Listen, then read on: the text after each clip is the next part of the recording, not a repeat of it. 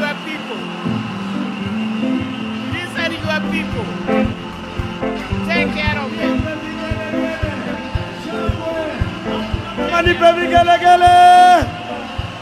Thank you. And with those few remarks, may God bless you.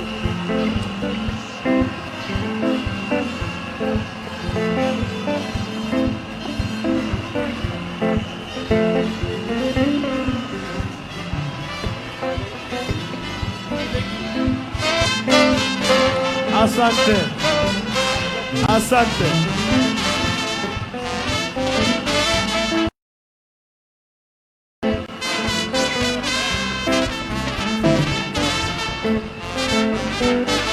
Haya, asante sana mama kwa kupatia sisi mama ili atukomboe, atusaidie nchi yetu ya Kenya. Sasa tunataka kwenda kwa sherehe nyingine ndogo hapa. Kabla hiyo tuko hapa na Mheshimiwa Mwathi, tuko hapa na Mheshimiwa Maoke Maore, Masi Kakuya, Ruth Mwaniki na Mheshimiwa Mpuri Apuri, party leader wa Nompeo na East African Parliament. Tuko hapa na PS Unkuli na PS Richard Lisiampe, Senator Okongo Omogeni Senior Counsel. Sasa nataka tupate video ya baba kwa dakika 3. Baada hiyo tukue na speaker wa Kenya wa zamani Mheshimiwa Ole Kapana. Weka hiyo video ya baba ya documentary.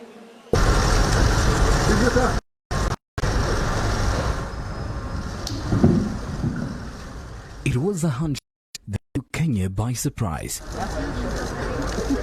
Straight out of the blue sky, seemingly away from the company of their respective close aides, President Uhuru Kenyatta and ODM leader Raila Odinga shook hands on the steps of Harambee House, the block housing the office of the president in downtown Nairobi. The handshake came against occasioned by the bitterly disputed 2017 presidential elections that included a rerun boycotted by Raila Odinga in October 2017. The handshake was a turning point for the heated political climate. It was a moment of statesmanship for both President Kenyatta and Raila Odinga, who had at the time styled himself as the people's president, complete with a contentious mock swearing-in ceremony at Uhuru Park. The handshake before a crowd of media cameras suddenly ended a political crisis that was on the verge of dividing the country, even physically. To a stunned audience, President Kenyatta and Raila Odinga explained the objectives of their Kenya cannot succeed without all of us. It needs all of us. And this is, to me, the spirit of the handshake. It is not about two people. It is about bringing a country back on track. It is about bringing the people of a nation to feel once again that they are part and parcel of the whole. It is to remove the issue of people feeling marginalized, isolated, left out, and to encourage a feeling that existed in this country once upon a time when some of us were children, but we hear those stories. Tulikuwa tuambia watu wetu tunaenda Canaan.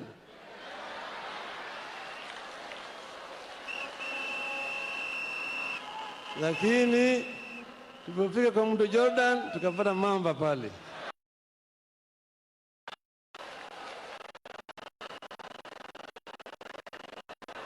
Sasa tukasema tujenge madaraja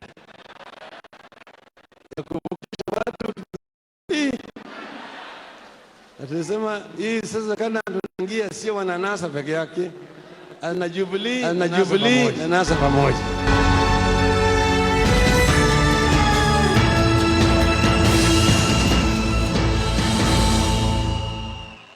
Born Raila Amolo Ain Maseno in January 1945, Raila Odinga is a scion of one of Kenya's foremost freedom struggle heroes, Jaramogi Oginga Odinga. The older Oginga was an independence firebrand that together with Jomo Kenyatta and other leaders fought the cause of ending colonial rule and negotiated the constitutional order of Kenya at the famous Lancaster conferences in London. And to a politically conscious father was Raila Odinga born. And as a child growing up, he watched his father rise up to become the country's first vice president when Kenya was declared a republic in 1963. Harambee! Kama shamba yetu harambee! Raila Odinga's own political consciousness set in the mid-1970s when it became apparent that the country was on a general relapse, complete with the rise of official political intolerance. Events that included political assassinations and intimidation, arrest and detention of government critics quietly stoked the reformist flames inside Raila Odinga, and by the end of the 1970s and the beginning of the 1980s, he joined the list of those targeted as critics of the repressive state. A coup attempt by elements of the Kenya Air Force on the 1st of August 1982 marked a turning point for Raila Odinga as he was detained and tortured, having been falsely accused of a role in the coup attempt. For 6 years, Raila Odinga was detained without trial and held in solitary confinement. He was released in February 1988 only to be rearrested in September the same year for allegedly engaging in political activities. Raila Odinga's second stint in detention lasted close to a year, ending on the 12th of June 1989. His subsequent freedom did not last long. For the third time, Raila Odinga was arrested again on the 5th of July 1990 for being part of a group of brave human rights and political reforms crusaders that had dared question the repressive political climate under the single-party rule. His third stint in detention lasted exactly 1 year and 10 days. Raila Odinga was released from his last on the 21st of June 1991. In October 1991, fearing assassination and against a backdrop of violent state repression, Raila Odinga fled the country to begin life in exile. He sneaked into Uganda disguised as a priest and proceeded to exile in Norway. Life in exile was not to be too long. Back home, the struggle he had been part of was bearing fruit faster than some anticipated. In December 1991, the notorious Section 2A of the Constitution was repealed and Kenya reverted to the multi-party system it abandoned in the 1960s. Pendekezo langu ni kwamba badala ya sisi, kwa sababu ninawahurumia mama, nawahurumia wazee, nawahurumia vijana wa university, wa secondary school, wa primary school, wako na mimi, na sitaki hata moja awawe au aumie. Tufungue section hiyo, na nauliza nyinyi nyote kukaa na mimi, tuende barabara yetu tukiwa KANU pamoja. Lakini visiwe vyama vya ukabila. Kama naandikisha na kama ni ya ukabila, it will not be registered. Odinga returned from exile in February 1992 to begin life in elective politics, winning and retaining the seat of Member of Parliament for Langata constituency for more than 2 decades. In 2002, that is 10 years after the resumption of multi-party politics, Raila Odinga cemented his place as a consequential political force when in a year of dizzying political events, he emerged the architect of the transition that saw the Party of Independence KANU roundly defeated in the country's first ever free and fair democratic elections. Having unsuccessfully run for president for the first time in 1997, Raila Odinga embarked on a series of breathtaking experiments that included joining KANU and seizing the strategic all-powerful position of Secretary General. Napendekeza kwamba Mheshimiwa Daniel Toroitich Arap Moi achaguliwe kama mwenyekiti wa chama cha KANU. But the dalliance with KANU came to a thrilling end when Raila Odinga disagreed with President Daniel Arap Moi's 2002 succession script. Moi had dramatically leapfrogged a youthful Uhuru Kenyatta over the large cast of seasoned hands that now included Raila Odinga. The fallout for Moi was particularly costly as Raila Odinga walked out with a huge chunk of KANU leadership that included then Vice President George Saitoti. Opposition unity was Raila Odinga's new mission, a mission he pursued with selfless zeal as illustrated by his consequential endorsement of Mwai Kibaki, the famous rallying call Kibaki Tosha.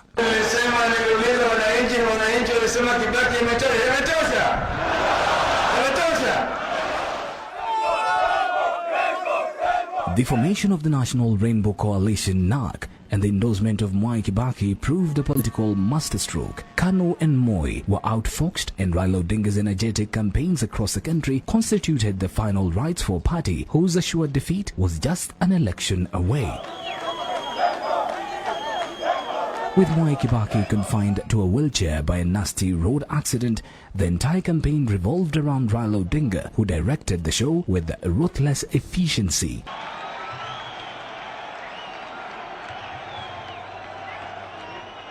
Kibaki and NARC won resoundingly, and Raila Odinga sat in cabinet as Roads and Infrastructure Minister. Having been elected on the promise of reforms and a new constitution, NARC embarked on the process, albeit with increasing reluctance among conservatives in government that felt reforms were no longer necessary after the removal of Moi and KANU from power. But Raila Odinga pressed on.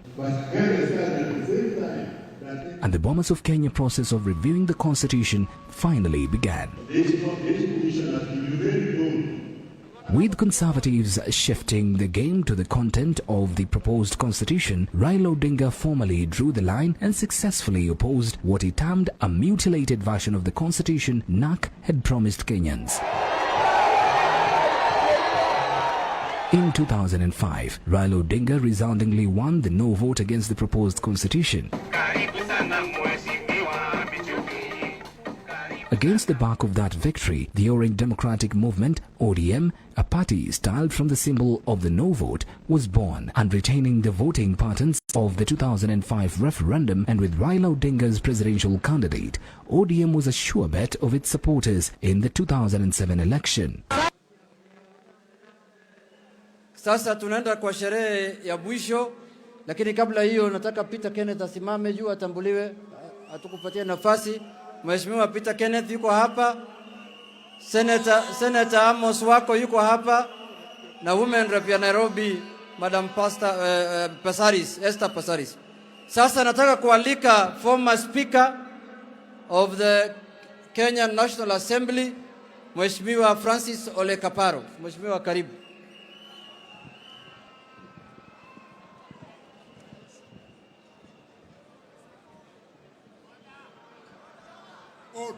Order. Order for real. Before, kabla sijakuwa speaker, washa niwe Kaparo kwanza. Na kama Kaparo, Mheshimiwa Raila, kwa wakati huu wote tumekuwa marafiki, umetafuta kura, sijakupa.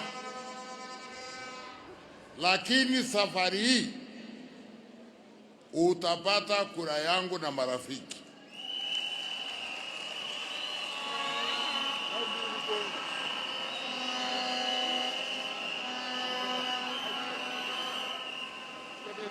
Na najua siko peke yangu. Kuna wengi tu Kenya mzima hii ambao kwa mara ya kwanza wataungana na wale wengi miaka yote wamekupigia kura na utashinda. Sasa washa nirudi kazi hiyo ingine. Sio imetosha? Kazi yote ambayo inafanywa lazima kuwe na mazao. Na tumekaa mchana mzima tumezungumza, tumeimba. Sasa itafika wakati wa kutoa uamuzi. Lakini nataka kufanya hakikisho hii Mkutano huu ni wa Kenya, sio ya ODM. Hiyo pengine itakuweko baadaye.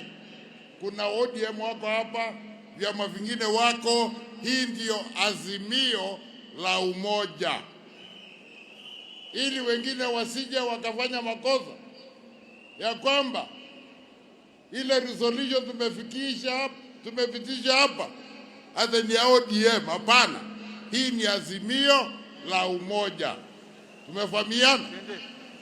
Sasa na kuna bwana aliyeleta mjadala, atakuja kuwasomea mjadala huo, tutachangia kidogo, alafu tutaweka kwa kura ya umma. Yule bwana alileta mjadala hapa ni Dr. Nyamu Joka. Sijui kama bado una haja na mjadala wako, na kama uko nayo kuja wasilisha.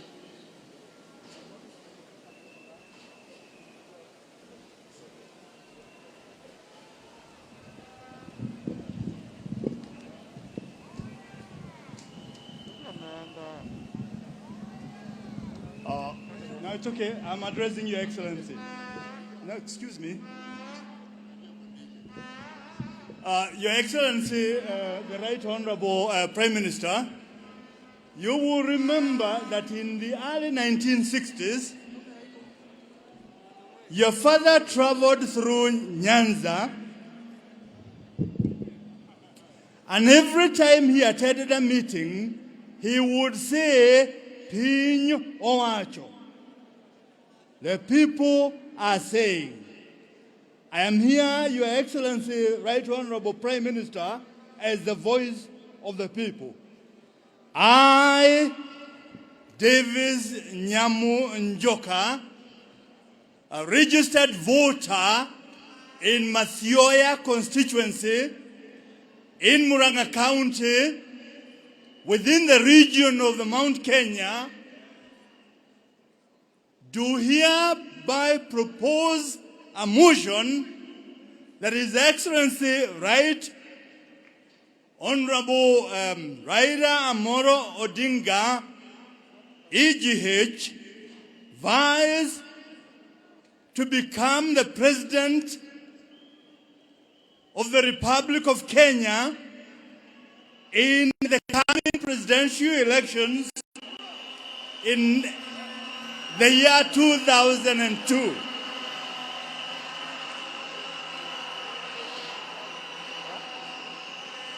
The reason why I'm making this proposal is because we as Kenyans believe that we are safe in your hands as the President of the Republic of Kenya, because you are a young and patriotic Kenyan who will carry our hopes for a safe and equitable society in the Republic of Kenya.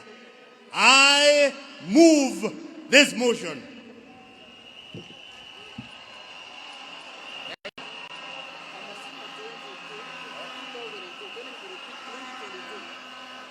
Okay? Order. You must read your motion well. The copy I have is that the election will be in August 2022, not 2021. Is that what you mean? I read 2022. Thank you. Do you have a seconder? Where is the seconder?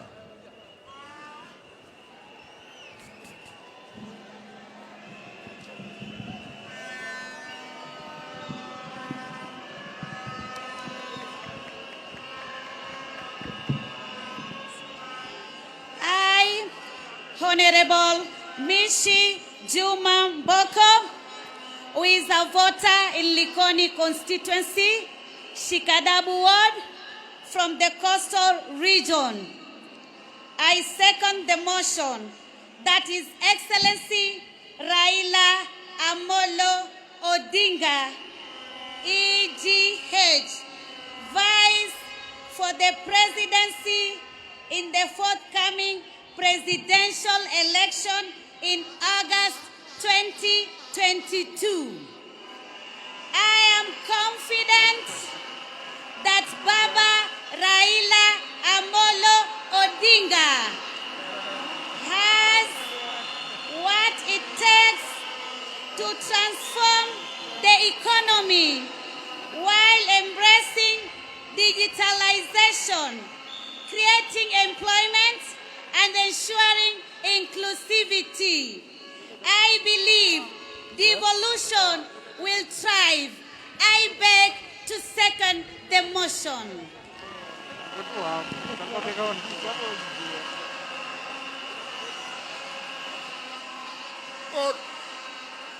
Order now.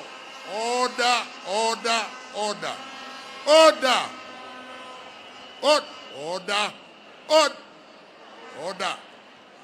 I will now propose the question, which is that following wide Azimio la Umoja consultations in all the regions of our great country, we, the people of Kenya, gathered here today at Kasarani Stadium for the Azimio la Umoja National Convention, this 10th day of December 2021, do hereby request His Excellency Raila Amolo Odinga, EGH, order, order, order, to present himself as a candidate in the forthcoming August 2022 presidential election. That's the question. I will give two opportunities to two young people, and then maybe we'll put the question after that. And I will have the first person to make a contribution, Irene Mayaka, a young lady from the Nyanza region. Irene. Irene Mayaka, a young person from Nyanza region, I wish to state the following: that His Excellency the Right Honorable Raila Amolo Odinga has devoted his entire life to fight for the struggles of liberating this country. I further state that in this struggle, Raila's focus has been on the ideals of inclusivity, devolution, sharing of power, and economic empowerment of young people, women, people with disability, and the marginalized. And I have no doubt, absolutely no doubt, that through his presidency, these ideals will be achieved. I beg to support the motion. Thank you.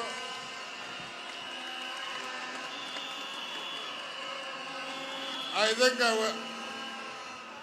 I will give the last intervention to another young person from the western side of our country, Mr. Moffat Mandela. I, Moffat Mandela, from the Western Kenya, a youth from Western Kenya, wish to state the following: that this country needs a statesman at the helm of political leadership.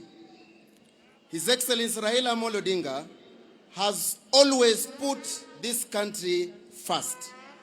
that he has always put this country before his personal and political interests. His Excellency Raila Odinga has always had a big heart that is forgiving everyone that has always wronged him. His Excellency Raila Amolo Odinga is a man of great humility, and it is these qualities that we need in a leader that will take this country forward. It is in this background that I want to support. Thank you.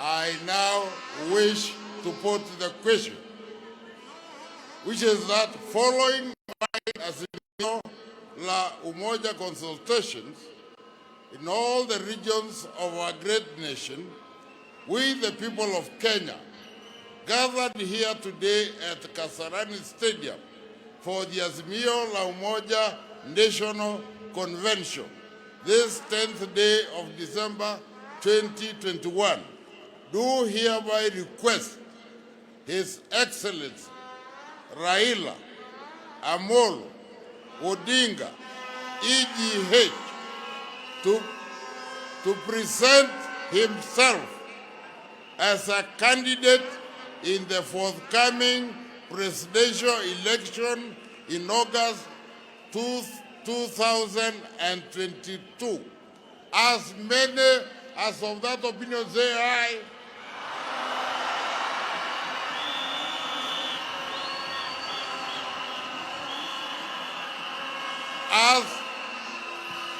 As many, order.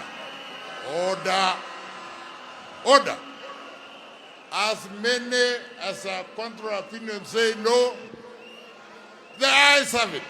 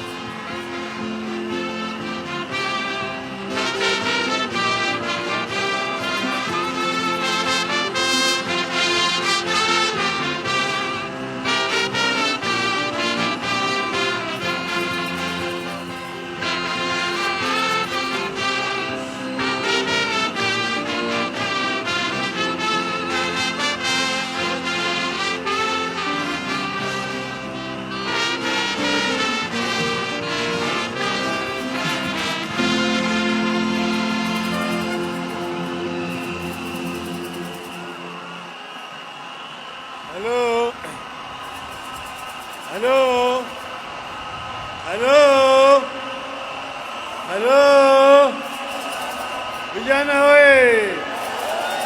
Vijana we! Wakenya we!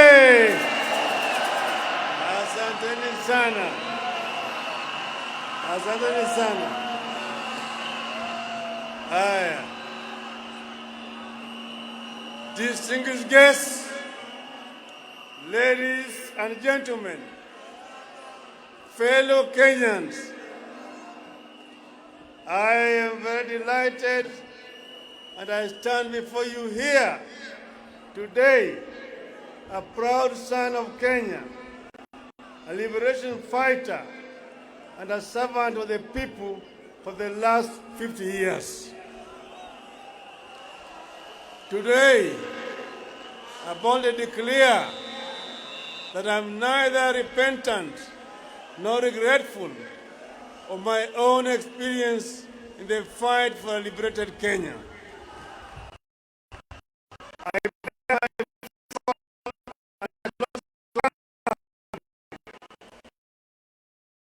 Because my country was worth it then and is worth it now. I bear scars of liberation with pride and embrace the blood, sweat, and tears they cost me. By the way, the tears from the torture chambers are still running, as you can tell from the handkerchief that never leaves my hand.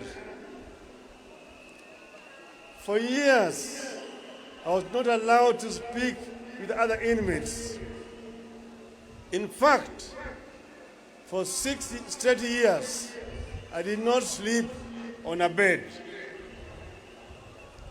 For months on end, I was either held incommunicado, in solitary confinement, or handcuffed and in transit to the next prison or detention camp. A relative died, including my beloved mother and my own brother, and I never got the chance to say goodbye.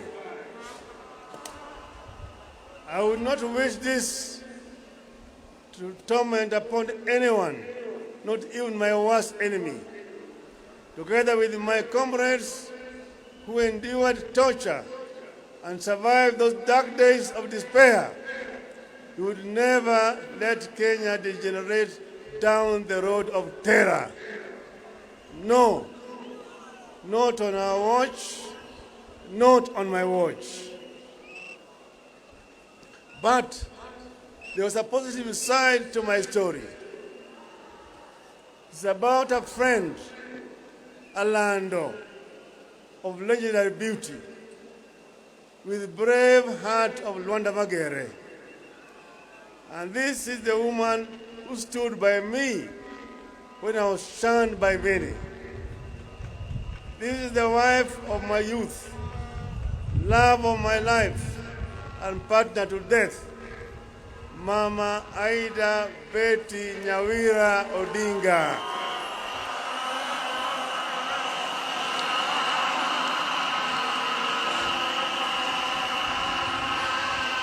In those hard times of long and uncertain incarceration, if I was not reading the Holy Bible, I found deep solace in Mama Aida's love and support. She became a constant guest of the police cells through constant arrest and harassment.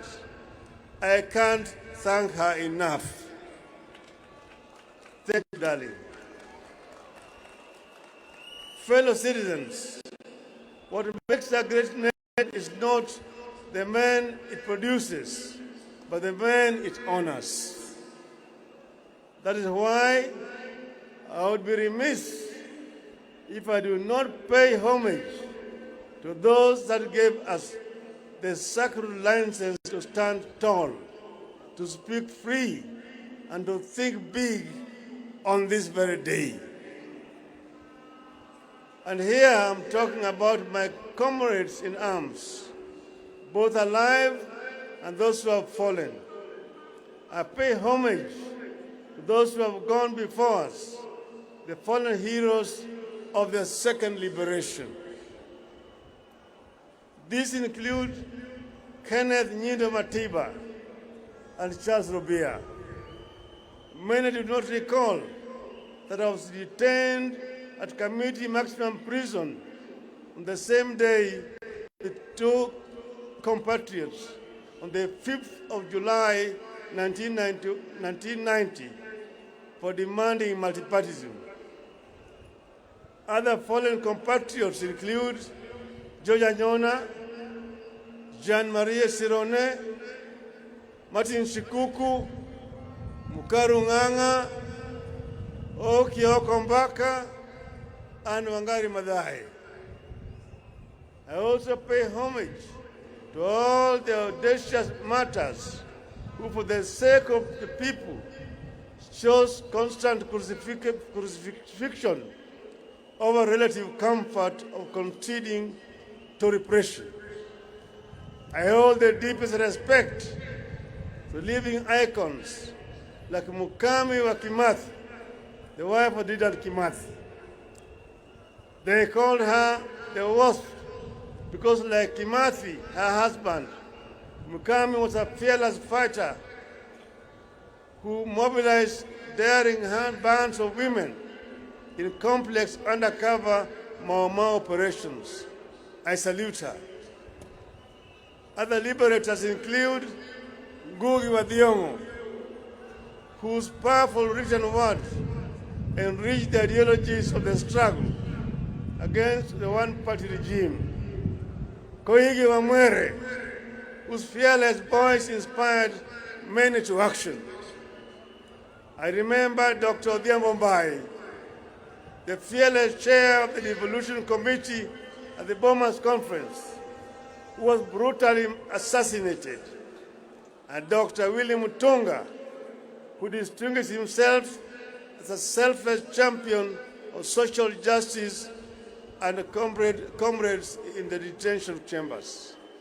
We also had Katama Mukangi, Kaimoji Wachira, Alamin Mazrui, all those colleagues who were with us at that time. In the course of this struggle, there have been ups and downs, advances and retreats, but we have never lost our direction. At this point, I must pay homage to my brother, His Excellency, President Uhuru Muigai Kenyatta, for the foresight and sense of patriotism in initiating the dialogue that led to the handshake.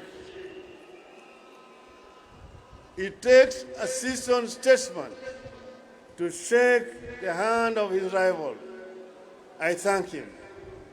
In the course of our discussions, we agreed that Kenya is greater than the two of us.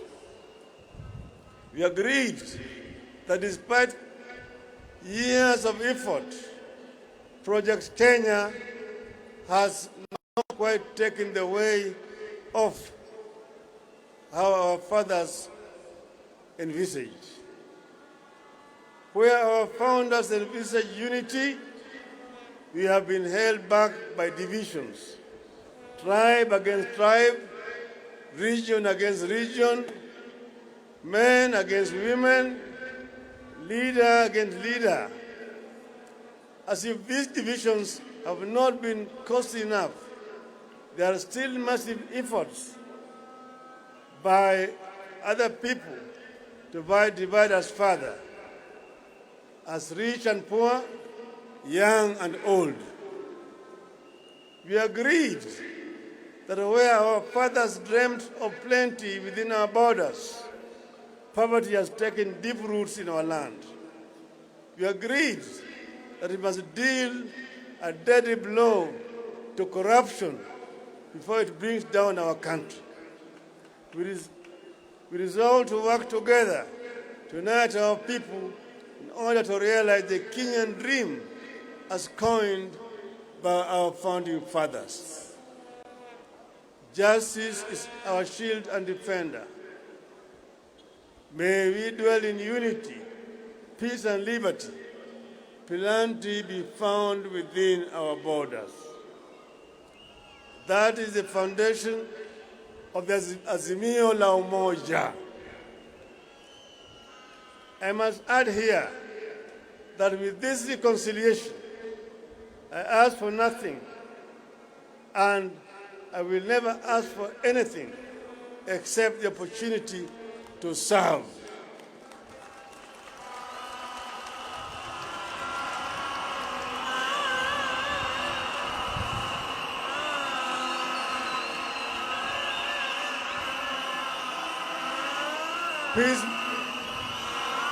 Peacemaking is not a self-enriching enterprise. It is a calling from God. Blessed are the peacemakers, for they shall be called the children of God. Fellow countrymen, let me shift gears now to other stories. Those that I witnessed, listened to, and collected on my Azimio la Umoja tour of every corner of our greatest republic over the last 3 months. This meeting today, the culmination of the Azimio la Umoja journeys you have taken together. And you have already seen through the videos some of the issues that were raised during the consultations. Kenyans spoke from their hearts during the 15 Azimio la Umoja Mammoth meetings. At the coast, wananchi reminded me that land issues remain a subject of pain. Many families long for the privilege of possessing family land that they can pass down to generations. They cried about the huge impact of the standard gauge railway on their businesses. We traveled into the river North Rift, and there I listened to concerns of residents whose livelihoods are being destroyed by cartels in agriculture. People who import maize while farmers are stuck with their maize. They lamented the collapse of the dairy and tea sectors and the high cost of farm inputs. The communities of West Pokot County wondered where there was a West Pokot when there is no East Pokot. They asked to be identified specifically as a community in the national census with a code and their own development projects, and the creation of 2 more constituencies and 5 wards.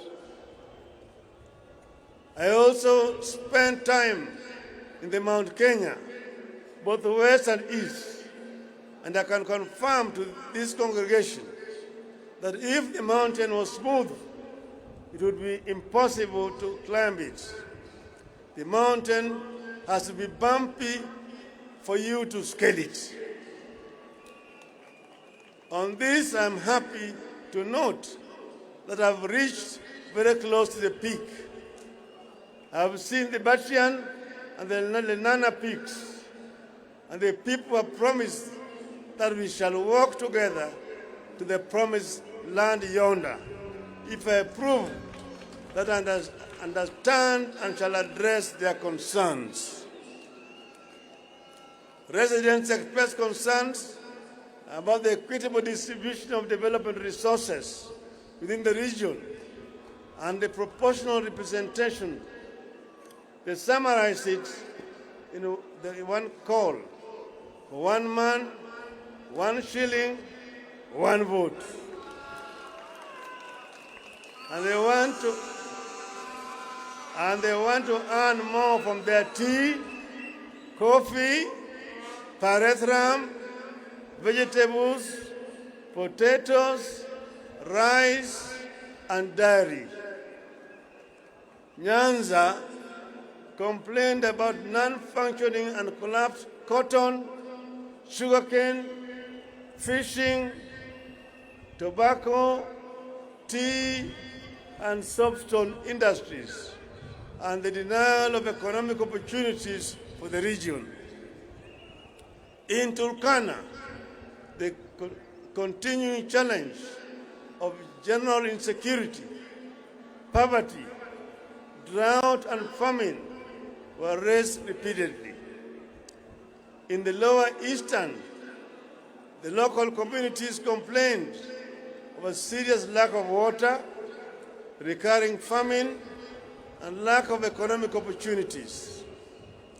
Northern Kenya felt profoundly let down by Nairobi.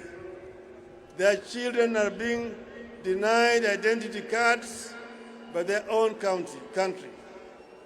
Education is collapsing due to insecurity, and livestock sector is severely threatened by drought and disease. I took note that while our people of Mount Kenya spoke of 1 man, 1 vote, 1 shilling, Northern Kenya spoke of 1 man, 1 kilometer, 1 shilling. Indeed, Kenya is diverse in its needs and its ideas to address the needs. In Western Kenya, I was repeatedly reminded of the local industries like sugar that had been allowed to collapse due to corruption, neglect, and mismanagement. Fisheries and mining are struggling. Young men and women who would have gained from the local thriving industries spoke of how they are forced to migrate from home to seek opportunities elsewhere. The Mag community is worried about a lack of livestock and pastoralist economy. They worry about the environmental degradation upstream, which impacts them directly. They have their historical injustices over land. Then they are also concerned about the environmental degradation and the Mau forests. These are just some of the concerns that I noted, internalized, and I took them on as a personal mission. Listening to our people made me look back over the last 5 decades. It became crystal clear that while much has been achieved, much remains to be done. I stand here deeply concerned, indeed horrified, at how our peers at independence left us far behind. Nations like South Korea, Malaysia, and Singapore, with whom we were at the same level of development in 1964, have largely vanquished us, and they have vanquished the extreme poverty. Today, they manage the diseases like COVID as effectively as all other functioning countries. Their education systems have dealt a deadly blow to the ignorance and put them in the Premier League of the 4th Industrial Revolution. You have to change tact. You have to catch up. Fellow Kenyans, following the listening hours and to address the concerns that have emerged, we came up with a 10-point people's program as follows. Point number 1, inua jamii, pesa mfukoni. A nation's greatness is judged by how it treats its poor and vulnerable. Pesa mfukoni is a social protection program that will deliver 6,000 shillings per month to the 2 million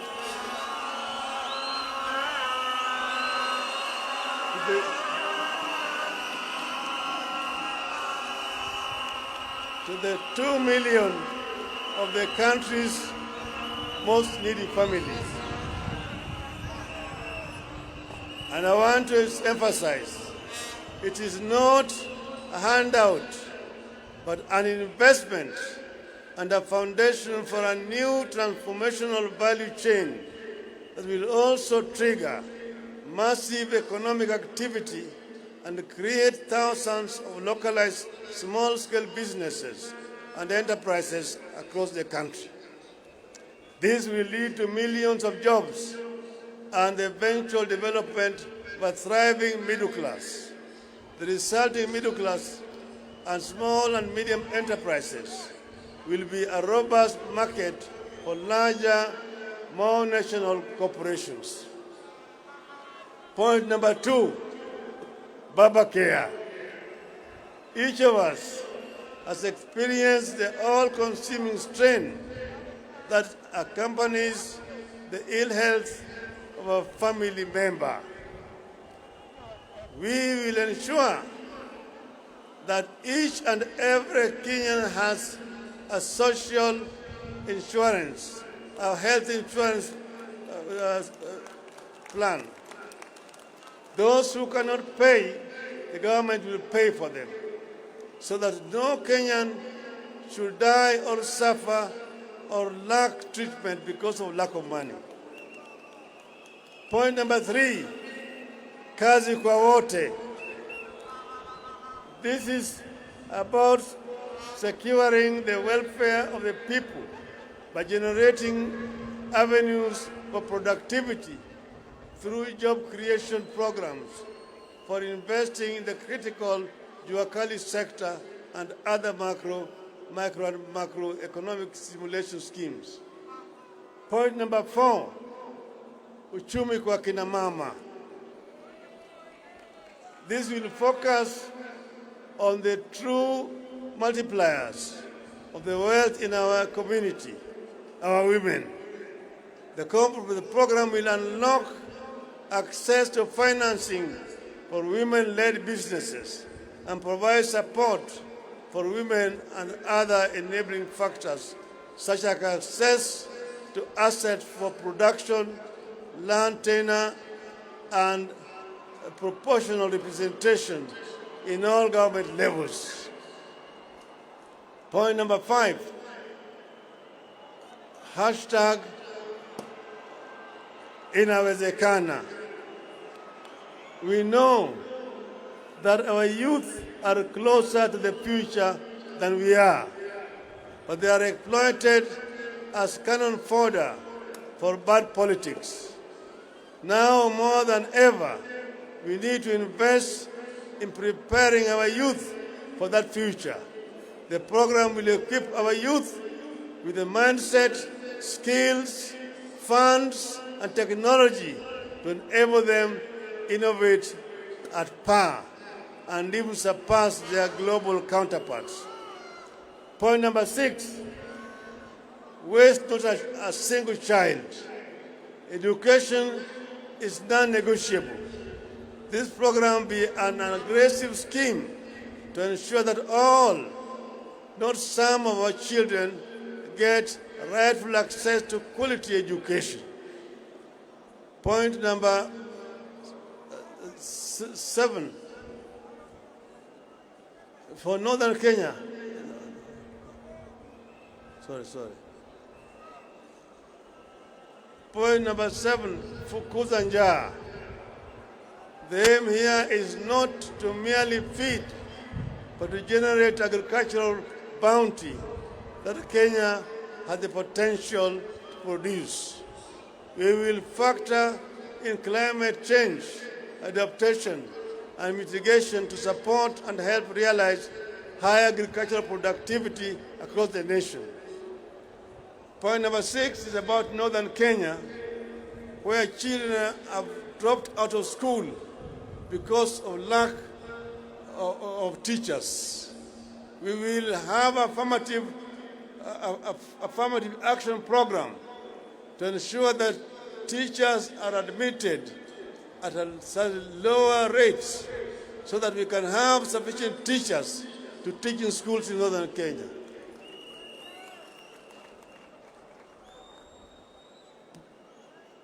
Point number 9, one county, one product.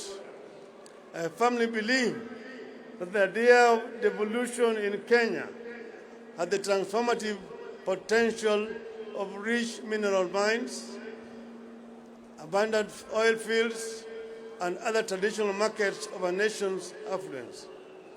One county, one product program is designed to be a launch pad to a Kenya which consumes its products, exports excess, and registers surpluses, not deficits.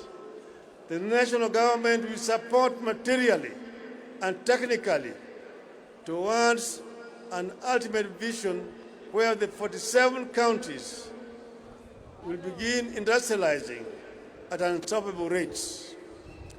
The 10th pillar of my vision has to do with the principles of administrative continuity.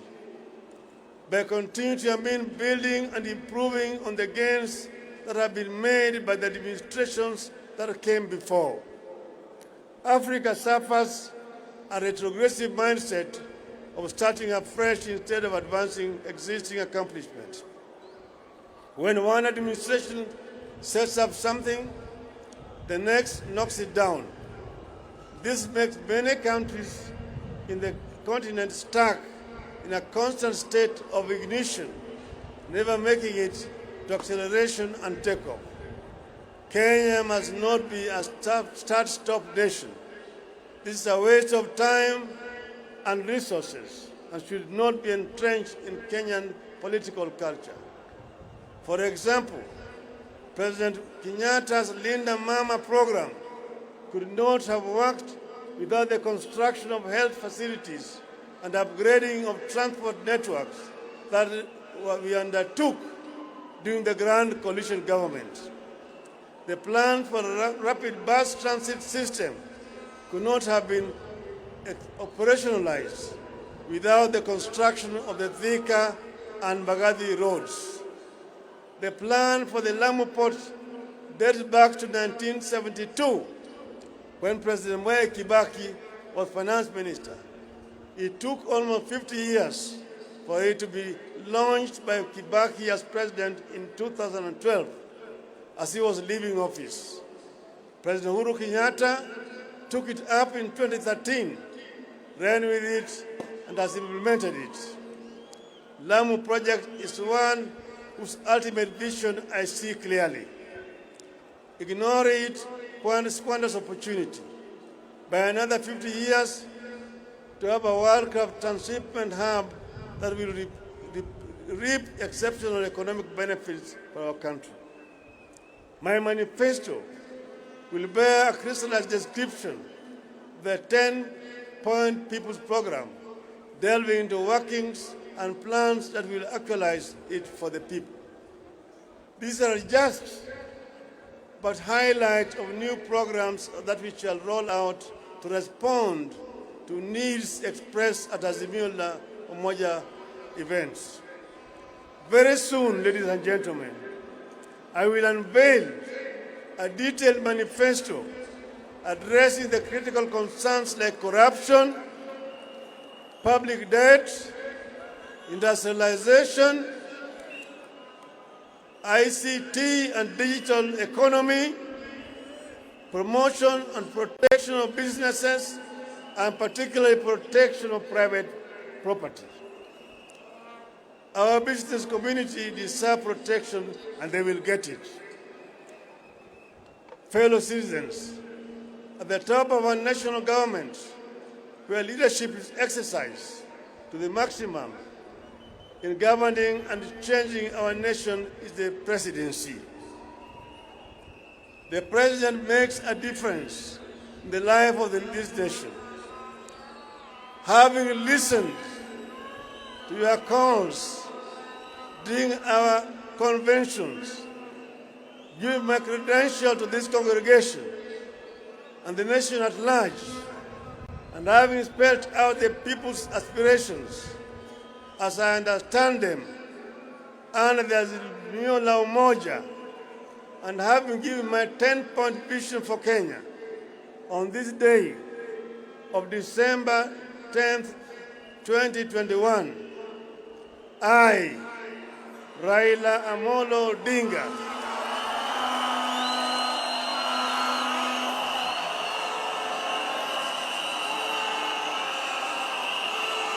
having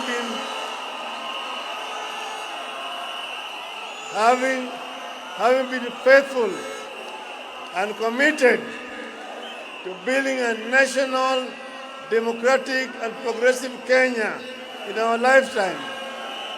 Having worked for many patriotic Kenyans to achieve this goal, I do hereby accept to present myself as a presidential candidate at the presidential elections on the 9th of August 2022, following the request and anonymous decision by Raila Odinga.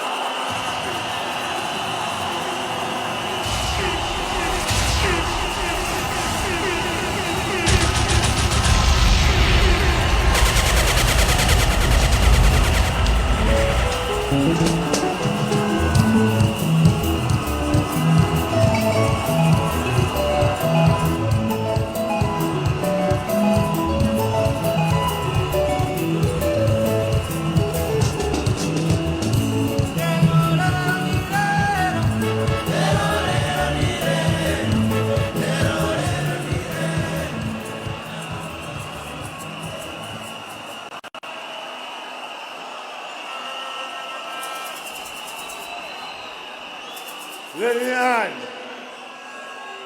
I'm not running for the president to oppose anyone, but to propose better policies.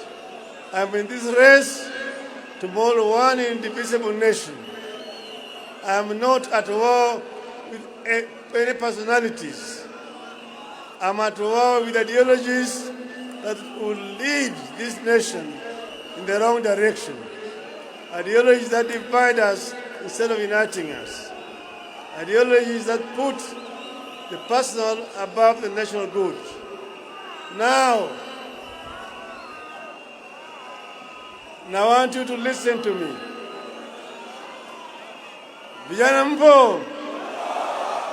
Vijana hoi? Wacha nimalize kwa Kiswahili. Mimi natoa shukrani kwenu nyote kwa kufika siku ya leo kwa wingi kwa hii sherehe yetu ya leo. Na sasa mimi nataka kutangaza, baada ya sisi kuzuru Kenya mzima na kuongea na Wakenya, nilikuwa nimewauliza, baba aendelee siendelee? Aendelee siendelee? Sababu leo nimejibu ati baba ataendelea, na tarehe 9 mwezi ujao, mwezi wa 9, baba atakuwa kwa kinyang'anyiro ya kugombea kiti cha urais wa Jamhuri ya Kenya.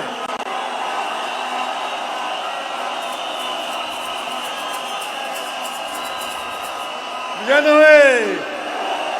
Wewe!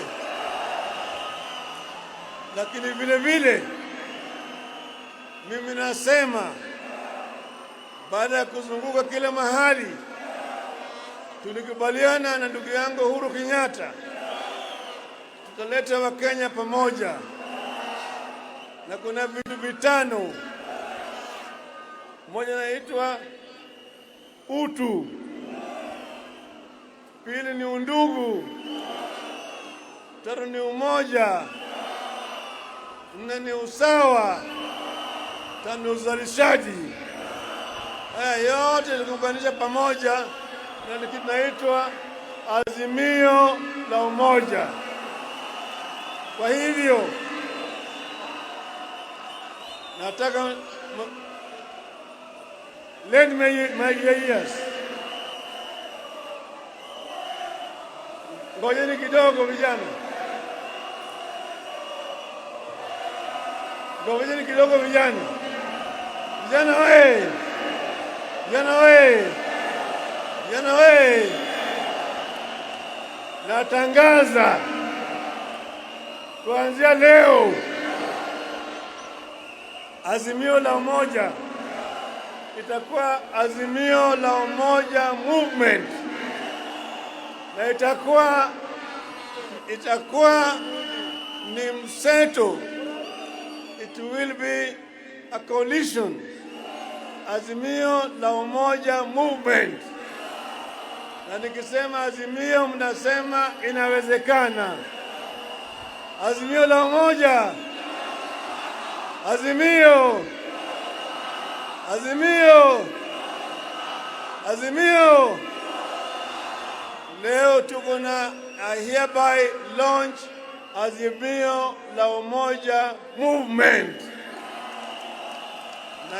Tunaombwa tupeane nafasi muafaka, wananchi tusalie tumetulia ili kumruhusu viongozi kumpa kongole Injinia Daktari Raila Odinga kwa kubali mwito, na niombe nipewe leo ni leo, nipe leo ni leo, asemaye kesho ni muongo. Niombe tumpe nafasi ya kutosha kwa jukwaa, tumpe nafasi ya kutosha.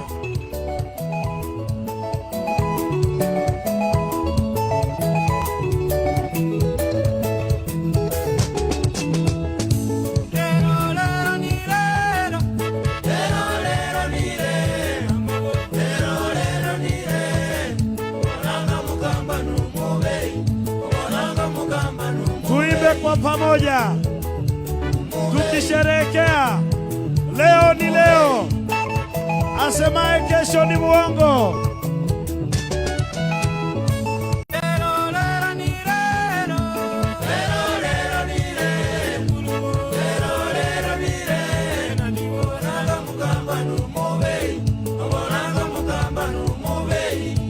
Tumushangilie baba, tumupungie baba mkono, huku tukiimba pamoja kwa furaha.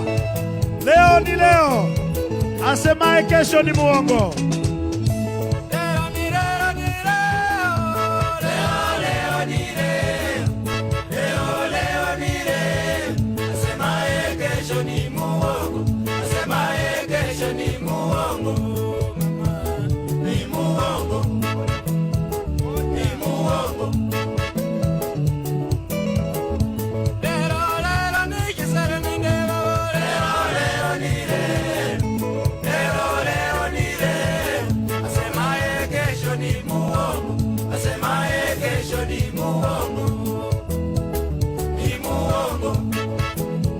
Wapi vigelegele?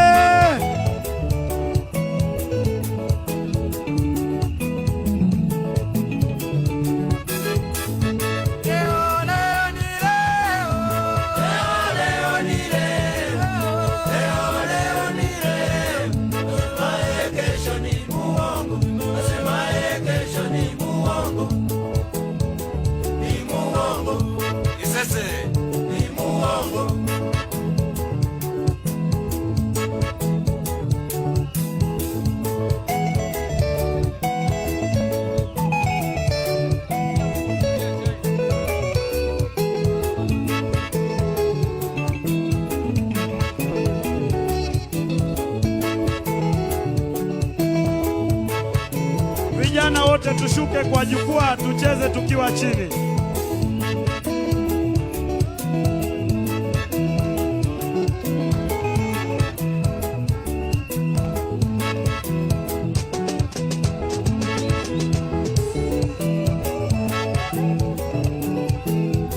Asante DJ.